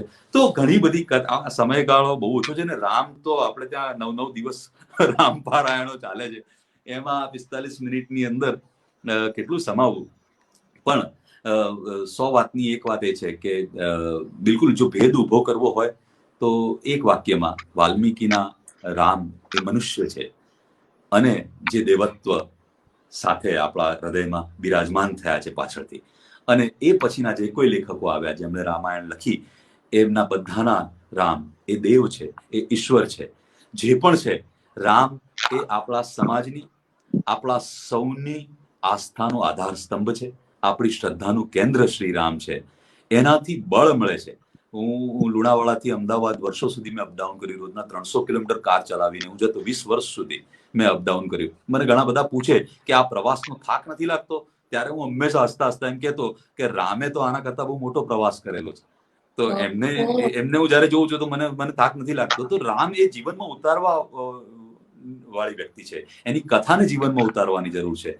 તમે કોઈ પણ તાણમાંથી હો, તમે તેવા સંઘર્ષમાં હો, અને તમે જો રામાયણ વાંચો અથવા રામની કથાને યાદ કરો તો તમને એમ લાગે કે તમારો સંઘર્ષ તેની સામે તણકલા બરાબર છે. તો એવા રામનો સંઘર્ષ કે જેણે રામને મનુષ્યમાંથી ઈશ્વર બનાવી દીધા, રામ બનાવી દીધા. જ્યારે અયોધ્યા છોડીને ગયા ત્યારે એ માત્ર ને માત્ર અયોધ્યાના યુવરાજ રામ હતા, અને જ્યારે પાછા આવ્યા ત્યારે મર્યાદા પુરુષોત્તમ શ્રી રામ બનીને આવ્યા. તો આ એમની યાત્રાનું ફળ છે. અને હું માનું છું કે વ્યક્તિ રામને પોતાની આંખ સામે રાખીને જો જીવન જીવે તો એ જ દૈવત્વને આપણે પ્રાપ્ત ભલે ન કરી શકીએ, પણ એની કૃપા તો મેળવી શકીએ. તો થેન્ક યુ વેરી મચ. હવે કોઈ પ્રશ્નો હોય તો આપણે એના વિશે વાત કરીએ. Thank you. ખૂબ ખૂબ આભાર કમલભાઈ. આ સમયે જે આત્મબળની જરૂર છે ને, એ તમે આ ટૂંકા સમયગાળામાં એટલું બધું આપ્યું છે. સમયનો તો ધ્યાન રહ્યું જ નથી. તે જ આપણા આ કાર્યક્રમની ફલશ્રુતિ છે. થોડી કોમેન્ટ્સ હું ઝડપથી લઈ લઈશ, પણ કાર્યક્રમ રામનવમીની ખૂબ જ નજીક આ ગોઠવાયો. એ યોગાનો યોગ છે, યોગાનો યોગ છે. પણ જે સમયમાંથી આપણે પસાર થઈ રહ્યા છીએ તેમાં આ બહુ જ બળની જરૂર છે. સ્વયં આપણે જાતે જ ઉભા થવાનું છે. તો ખૂબ ખૂબ ફરી પાછો આભાર માનું છું. આટલા મોટા ગ્રંથને આ રીતે રજૂઆત કરવી, થોડો વિચાર હતો જ કે કેવી રીતે આપણે આ રામાયણ અમારી સામે આવશે, પણ બધું જ ઘટનાની બહુ મહત્વ નથી, પણ જે પાછા પેલું લક્ષ્મણ રેખા જ્યારે ને ત્યારે વાપર્યા કરીએ, અને બિચારી સીતા, આ બધું જ એકદમ ક્લેરિટી સાથે તમે જે વર્ણન કર્યું છે. એકદમ અમારા પ્રશાંતભાઈના જ કોમેન્ટથી હું શરૂઆત કરું. એમણે પહેલા તો એ અમારા પ્રમુખ છે પ્રશાંતભાઈ પારે, એમણે સ્વાગત કર્યું હતું. ત્યાર પછી આપના કોઈ ઘનશ્યામભાઈ પટેલે મહીસાગર જિલ્લા તેમ લુણાવાડાનું ગૌરવ એટલે કમલભાઈ જોશી, ભરતભાઈ બારૈયા જોડાયા છે, ધનવીર ભટ્ટ જોડાયા છે આપના, પછી શરદભાઈ દરજી, સ્વાતિબેન નાયક. બેન સ્વાતિ, તમારો પણ અભાવ. આપના થકી અમે કમલભાઈને મેળવી શક્યા છીએ. મીતાબેન રાઠોડ લખે છે, સાચી વાત છે સર, કોરોના રૂપે રાવણ જ રાખ્યો. એને હકારાત્મક વિચારો રાખીને જ નષ્ટ કરી શકાશે. અમારા એક મહેશભાઈ ડિમ્મર છે, જેઓ બાળકોના નાટકોમાં બી સારું કામ કરી રહ્યા છે. તો નાટ્યકારની કેફિયત માણીને એના રંગકર્મને પીછાણવાનો અભિનંદનીય ઉપક્રમ છે. આભાર મહેશભાઈ. ઘણા બધા જોડાયા છે. હું મેઇન કોમેન્ટ્સ લઈશ. બધાને અદ્ભુત જેવું પિયુષભાઈ કરણભાઈ મોદી કહે છે કે ખરેખર મહાન ગ્રંથ છે, એને ભણવામાં મૂકી દેવો જોઈએ. બહુ સાચી વાત છે. હા, જીવનના પાઠ રામાયણ શીખવે છે, એવું પણ એક કોમેન્ટ આવી છે. એ મોદી કરદમભાઈ મોદીનું જ છે. ત્યાર પછી એક પિયુષભાઈ ભટ્ટ સાહેબ, અમારા નવસારીના, આપ જાણો છો પિયુષભાઈ ને.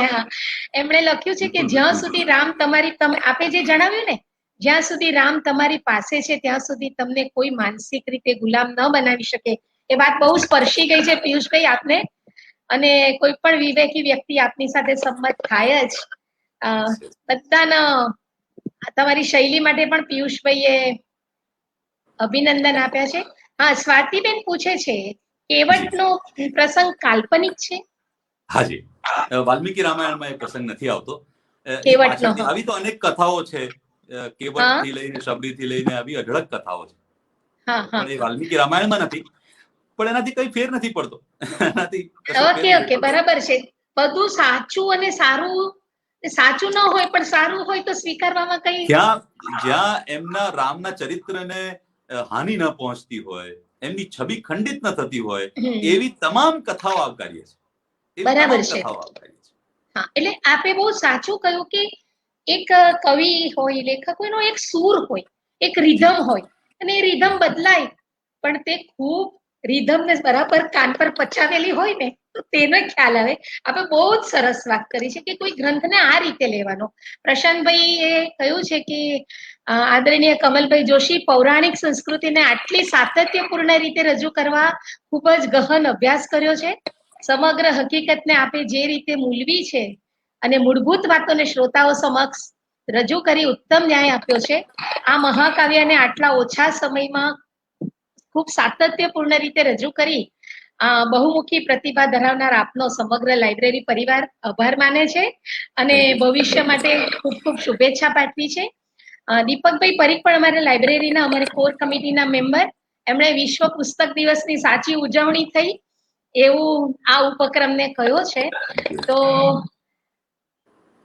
કરણ ભટ્ટ પૂછે છે કે શું શબરીને રામાયણનો ભક્તિ યોગ કહી શકાય?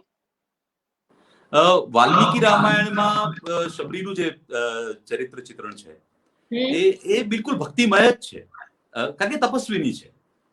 પણ એ રામની ભક્તિ કરે છે એવી કોઈ વાત નથી. પાછળથી અન્ય રામાયણોમાં જ્યાં શબરી રામની જ રાહ જોઈ રહી છે, એમને આવે છે તો એઠા બોર ખવડાવે છે ચાખીને. આપણે એ સમજવાની જરૂર છે કે બાકીની જે રામાયણો લખાઈ ને એ પુરાણ કાળ પછી, એટલે કે છેલ્લા 1000 વર્ષોની અંદર લખાયેલી રામાયણ છે ને એ ભક્તિ કાળમાં લખાય છે. એટલે તમે 9મી 8મી 9મી સદીથી શરૂ કરી અને 15મી સદી સુધીમાં આખો ભક્તિ કાળ હતો. ભક્તિ મુવમેન્ટ જેને સાહિત્યમાં આપણે કહીએ છીએ, એમાં લખાયેલી કૃતિઓમાં એ આવેલું છે. બરાબર છે. આપ સૌ મિત્રોએ ખૂબ જ અભિનંદન પાઠવ્યા છે, એટલે કોઈકની બધાની કોમેન્ટ કદાચ ન લઈ શકાય, પરંતુ ડોક્ટર હાર્દિકભાઈ યાજ્ઞિક કહે છે કે આપ અદ્ભુત નાટ્યકાર છો, એટલે પ્રસ્તુતિ અને અવાજ તો સુંદર હોય જ, પણ આપનું વાંચન પણ મજાનું છે. ધનવીતભાઈ ભટ્ટ કહે છે કે કમલભાઈની અંડરમાં નાટક પણ કર્યા છે, તો આ વારસો પછી તેમને લાઈવ અને વર્ષો પછી લાઈવ સાંભળ્યા, તો ખૂબ અદ્ભુત અને આભાર. તો કમલભાઈ, આ બધા મિત્રો વતી સ્વાતિબેન નું સજેશન પણ છે કે મહાગ્રંથોની તો શ્રેણી થવી જોઈએ. સ્વાતિબેન, let us pray to God કે આપણે આ ઈશ્વરને પ્રાર્થના કરીએ કે હવે શ્રેણીઓ પણ શરૂ થાય અને એમને આપણે લાઈવ સાંભળીએ તો મજા જ પડશે, એમાં કોઈ શંકા જ નથી. અને જરૂર સાચી સમજ મળી છે મિત્રો. હાજી, આજના સમયમાં આ ગ્રંથોની વાત થવી જ જોઈએ, એ બહુ જરૂરી છે, કારણ કે આપણા રૂટ્સ છે. અને જે લોકો પોતાના રૂટ્સને ભૂલ્યા છે એમને બહુ તકલીફો પડે છે. મનોબળ પણ નબળું થતું જાય છે, અને સાથે સાથે આપણા સંસ્કારોને જે ભૂલીને ક્યારે તમે પ્રગતિ નથી કરી શકતા. ઉન્નતિ નથી બિલકુલ. કરી શકતા. તો હું માનું છું કે આપણો ઇતિહાસ, આપણી સંસ્કૃતિ, આપણા શાસ્ત્રો અને આપણા જે આવા આદિ પુસ્તકો છે એને વિશે આજની પેઢીના સુધી લઈ જવાની જવાબદારી પણ આપણી જ છે, અને એ ને કરવું આપ તો બહુ જોઈએ. નિસ્બતથી આ જવાબદારીઓ નિભાવી રહ્યા છો, તો આપના યજ્ઞમાં પણ શુભેચ્છા આપીએ. અને અમારા મંત્રી માધવીબેનના મેસેજ સાથે આ કાર્યક્રમને પૂર્ણ કરીશું, પણ એનો પ્રશ્ન છે તે લઈ લઈએ. ટૂંક સમયમાં અજાણ વાતોને આવરીને આપે એક અલગ દ્રષ્ટિથી રામાયણને આવરું લીધું. ખૂબ ખૂબ અભિનંદન. પ્રસિદ્ધ લેખિકા અને અભ્યાસુ ઈરાવતી કર્વે વર્ણવે છે એ પ્રમાણે રામાયણમાં રામ કોઈ દિવસ હસ્યા જ નથી અને મહાભારતમાં કૃષ્ણ કોઈ દિવસ રડ્યા નથી. એ વાતમાં કેટલું તથ્ય છે? આપ એને ઐતિહાસિક રીતે કેવી રીતે મૂલવો છો? આપનું જો કંઈક એવું નથી. રામનું તો ચિત્રણ જ એવું છે વાલ્મીકી રામાયણમાં પણ, કે એ હંમેશા એમના મોઢા પર સ્માઇલ રહ્યું છે. એ ક્યારે હસ્યા નથી, એ વાત ખોટી. એવું થઈ શકે કે ભવભૂતિ, કારણ કે એમાં ઘણા બધા રામાયણો છે. તમે જુઓ કે હવે એમણે કયા રામાયણને જોઈને લખ્યું. તો ભવભૂતિએ છે ને એક આખું મહાકાવ્ય લખ્યું, મહાચરિત્ર, અને એનાથી એક સેપરેટ એમનું જે ઉત્તર રામચરિત છે ભવભૂતિ, અને આખું ઉત્તર રામચરિત એ કરુણ રસમાં લખાયેલું છે, જેના નાયક રામ છે. તો એ રામ હંમેશા વિષાદ યુક્ત રહ્યા છે. તો એના સંદર્ભમાં જો હોય તો એ સાચું, બાકીના રામાયણોના સંદર્ભમાં નહીં. રામ જેવો સ્થિર તો કોઈ છે નહીં, એટલે એ શક્ય નથી. એટલે વિષાદ યુક્ત હોવું અને સ્થિર હોવું, એમાં આપે જે ડિફરન્સ બતાવ્યો ખૂબ જ બિલકુલ સાચી વાત છે. બિલકુલ. એટલે જે મગજમાં હંમેશા સિરિયલો હોય તો આપણા પર એવો અસર કર્યો જ છે કે વિચાર કરીએ ને પેલા વ્યક્તિ દેખાય, પાત્ર દેખાય, જેને ભજવ્યું હોય એવું બને, એટલું બધું પ્રભાવ છે. પણ એમાં આ પુસ્તકોની સાચી વાતો આપણા સુધી પહોંચે. ખૂબ જ સરસ રજૂઆત. છેલ્લે એક જાહેરાત કરીશ, આપનું 2 મિનિટ સમય લઈશ. કમલભાઈ, અમારે પહેલા શનિવારે યુવા વાર્તાલાપ હોય છે, એટલે એની જાહેરાત કહીશ કે આવતા શનિવારે યુવા વાર્તાલાપ અંતર્ગત વલસાડના બેન જાનકીબેન ત્રિવેદી ટીમ ગ્રંથ દ્વારા સંપાદિત બ્રાન્ડ સાગા પુસ્તક પર વાર્તાલાપ આપશે. આપને લિંક મોકલવામાં આવશે. સર્વ મિત્રો આપ જોડાતા રહેજો. કપરા સમયમાં પુસ્તકો આપણને બચાવશે, આવા વિચારો આપણને બચાવશે. અને રોહિણીબેન, આપે બહુ સરસ શબ્દ વાપર્યો છે, સ્થિતપ્રજ્ઞ. તો એવું રહીને અને આત્મબળ મેળવીને આપણો આગામી સમય જલ્દીથી વીતે એવી શુભકામના. કમલભાઈ, ખૂબ ખૂબ આભાર. અને સયાજી વૈભવ લાઇબ્રેરી વતી આપનો ફરી આભાર. મળીશું જ એવા આશા સાથે આજનો કાર્યક્રમને અંત તરફ લઈ જાઉં છું. આભાર. Thank you very much.